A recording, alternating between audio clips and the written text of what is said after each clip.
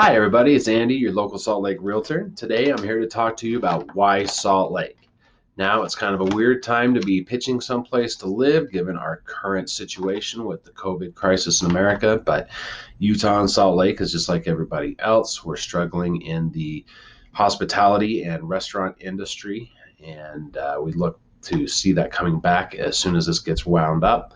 Utah's entrepreneurial spirit and can-do attitude is going to get us out of this bigger and stronger than we were before, and I'm kind of looking forward to see what we can do to do that. So that being said, let's talk about why Salt Lake. Number one is the Salt Lake lifestyle itself. With our proximity to the Wasatch Mountains and Red Rock Desert, a few short hours drive to the south and east of us, the Salt Lake lifestyle is defined by the great outdoors. But what one does in the outdoors is not necessarily a sign of everything that makes a great lifestyle. Salt Lake also has great places to eat, drink, shop, and be entertained as well. So let's go over some of these, shall we? First is the outdoors and our proximity to the adventures that await us outside the door. Salt Lake, the obvious one, defining our outdoor lifestyle, is the 7 major ski resorts within a 45-minute drive from downtown Salt Lake. The next is the fact that we are surrounded by public lands and backcountry access is prime here. We have Forest Service and BLM land with thousands of miles of trails to go out and explore as well. Salt Lake also has 8 major lakes and reservoirs within an hour's drive from downtown. So when it's hot in the summertime, you can go up into the mountains and cool off in a lake or reservoir. The other thing is we have awesome rivers here. We've got the Weber and Provo rivers just to the north and south of Salt Lake. We also have the Colorado, Snake, and Green rivers just a few hours away as well. The other thing that defines the outdoor lifestyle of Salt Lake is the number of parks and natural recreational areas that we have. We have small neighborhood parks like Davis Park in the Sunnyside neighborhood to large regional parks like Liberty Park between 9th South and 13th South and 5th East and 7th East in Salt Lake. We also have awesome action sports parks with the 9-line dirt jump track. And we also have skate parks throughout the valley as well. The one that comes to mind is the skate park at Fremont Park. Sorry about that. Sorry, it wasn't on the top of my head. There are also a number of skate parks throughout the city. One that comes to mind in Sandy is at Lone Peak Park. The other great place is the Corner Canyon Trail Network out in Draper for mountain biking and hiking, which is really fun. The natural areas around Salt Lake include Parley's Nature Area, Dimpledale, and the Jordan River Parkway. We also have Wasatch Hollow in the Sugar House area. If that's not enough for you, we also have the Red Rock Desert that's about 2.5 to 3 hours to the south and southeast of us. That's primarily all BLM land where you can pretty much do anything you want, from motorsports to hiking, fishing, hunting, you name it, you can do it out there on BLM land. Next, we've got the restaurants, bars, sports, and entertainment. The food scene in Salt Lake prior to the pandemic was going off. We had a number of new restaurants coming online, it seemed like daily.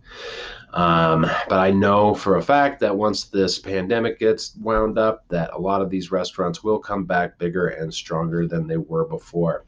The food truck scene is also very big here in Salt Lake, as it is, I'm sure, where you live right now.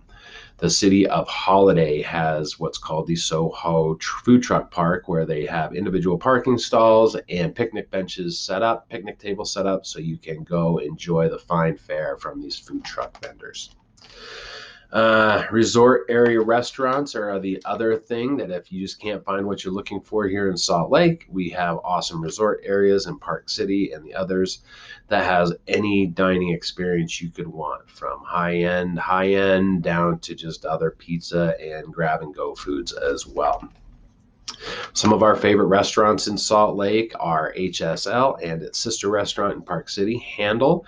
It is owned by a chef who is a James Beard Award nominee. We also have Cafe Madrid, which is Spanish food, Takashi for sushi and Japanese fare, Red Iguana, which, if you've ever been to Salt Lake, is the premier Mexican restaurant in Salt Lake.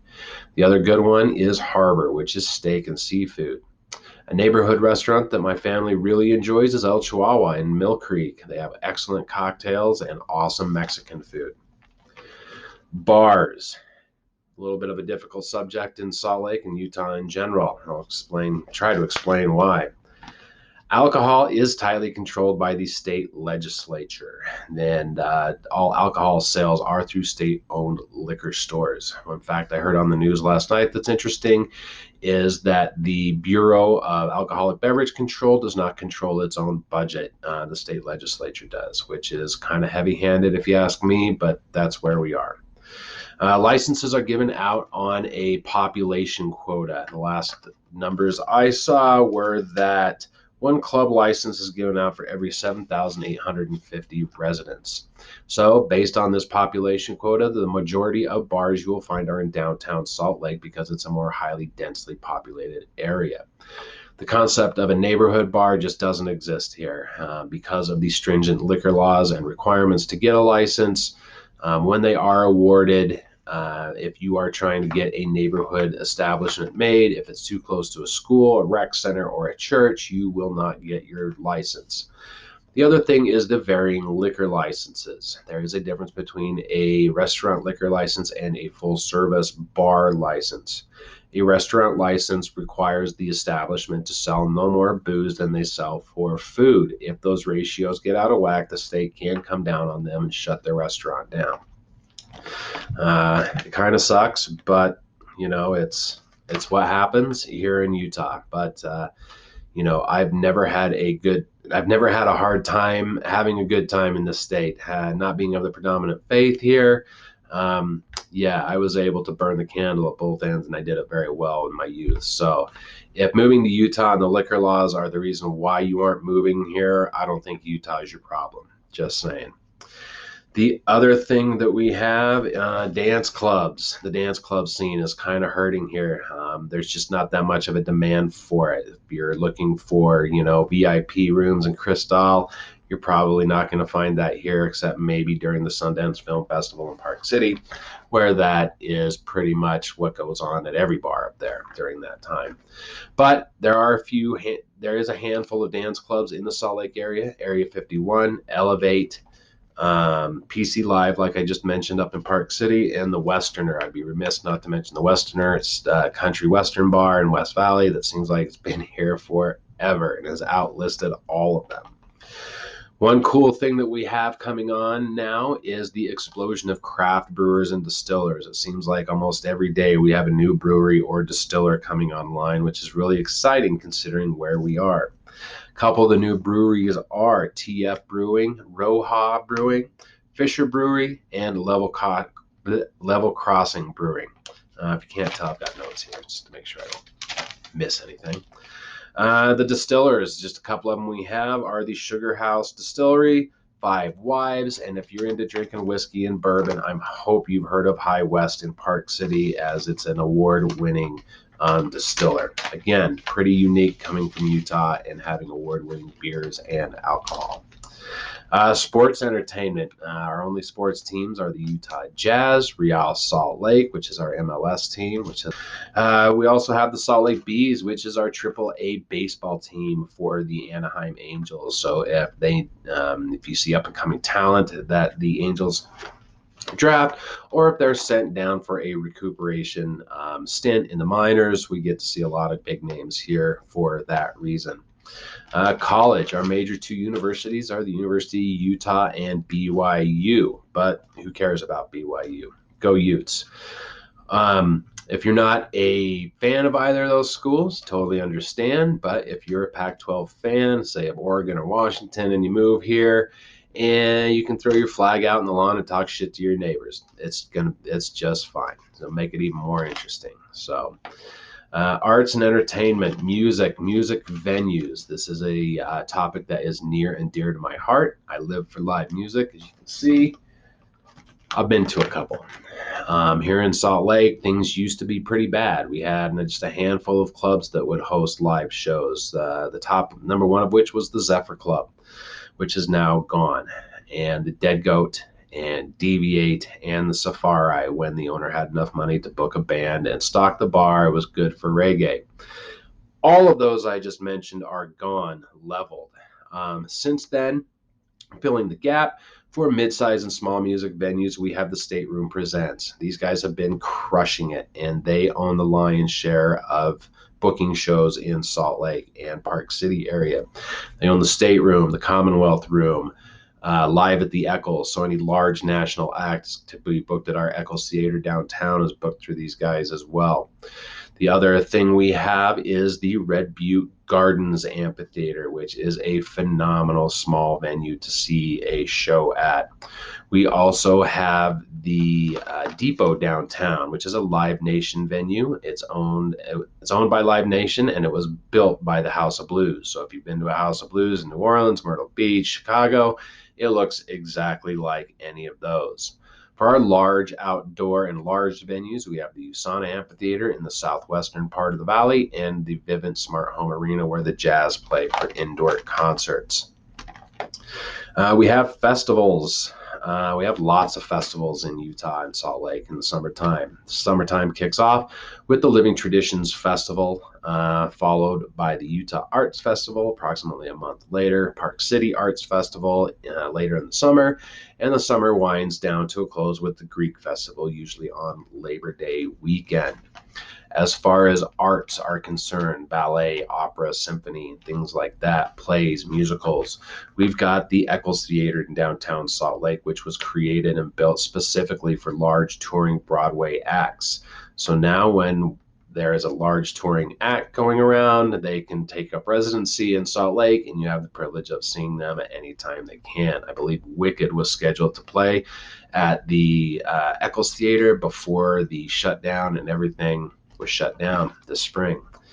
Let's see, we've got the Capitol Theater where Ballet West performs. Ballet West is one of the oldest ballet companies in the Western United States, and it was also founded by the founder of the oldest ballet company in San Francisco, founded by the same founder, by the same gentleman. So pretty cool there. We also have the Hale Theater and Centerpoint Theater and Salt Lake Acting Company. Salt Lake Acting Company is more of a black box type theater. As far as art is concerned, we have a number of galleries. One thing that we miss a lot is the gallery stroll.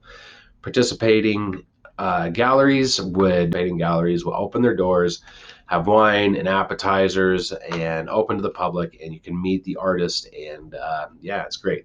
Mosey from one